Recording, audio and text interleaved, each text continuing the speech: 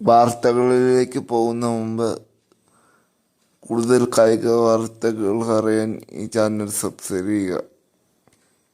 കഴിഞ്ഞ വർഷം ന്യൂസിലൻഡിനോട് 3-0 സ്വന്തം നാട്ടിൽ വെച്ച് തോറ്റ ഇന്ത്യ അത്ഭുതങ്ങളും സംഭവിച്ചില്ലെങ്കിൽ ഈ തവണ ദക്ഷിണാഫ്രിക്കയോടും അത് തന്നെ സംഭവിക്കാൻ സാധ്യതയുണ്ട്. 2-0 പരമ്പര ഇന്ത്യക്ക് നഷ്ടപ്പെടും. ആദ്യ ടെസ്റ്റിൽ 4 ഇന്നിംഗ്സിൽ 124 എന്ന സാമാന്യ ചെറിയ ടോട്ടലായ 124 ലക്ഷ്യമാക്കി ബാറ്റിങ്ങിന് ഇറങ്ങിയ ഇന്ത്യ അതുപോലും എടുക്കാൻ കഴിയാതെ കീഴടങ്ങുന്ന കാഴ്ചയാണ് നമ്മൾ കണ്ടത്. രണ്ടാം ടെസ്റ്റും തോക്കും എന്ന ഘട്ടം വരാൻ വേണ്ടി പോവുകയാണ്. അപ്പോൾ ഗൗതം ഗംഭീർ കോച്ചിനെ പുറത്താക്കണമെന്ന് ശക്തമായ ആവശ്യം മുൻ താരങ്ങൾ ഉയർത്തിക്കഴിഞ്ഞു.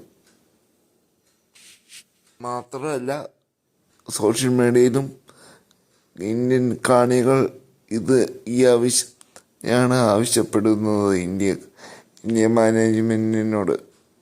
അന്ന് BCCI പെട്ടെന്ന് ഗൗതം ഗംഭീറിനെ പുറത്താക്കാൻ സാധ്യതയില്ല.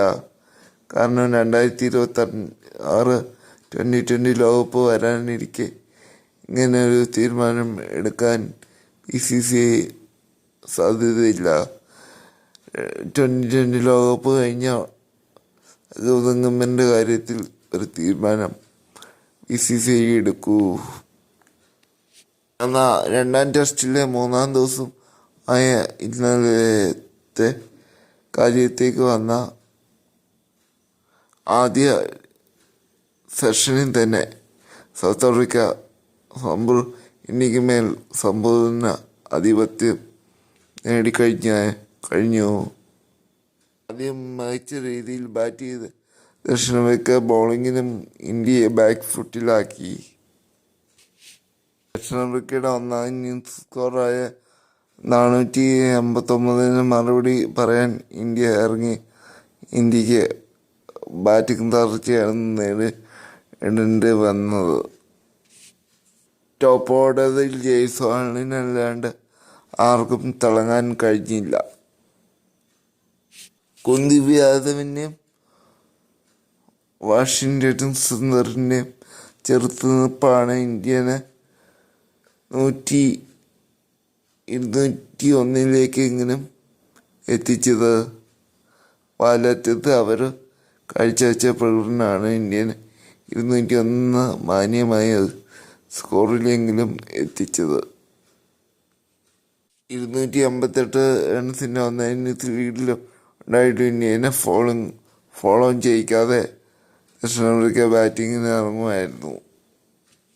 ഇന്ന് 3-ാം ദിനം കളി അവസാനിക്കുമ്പോൾ 314 റൺസിലേക്ക് ദക്ഷിണാഫ്രിക്ക ട്രയൽ എത്തിക്കഴിഞ്ഞു.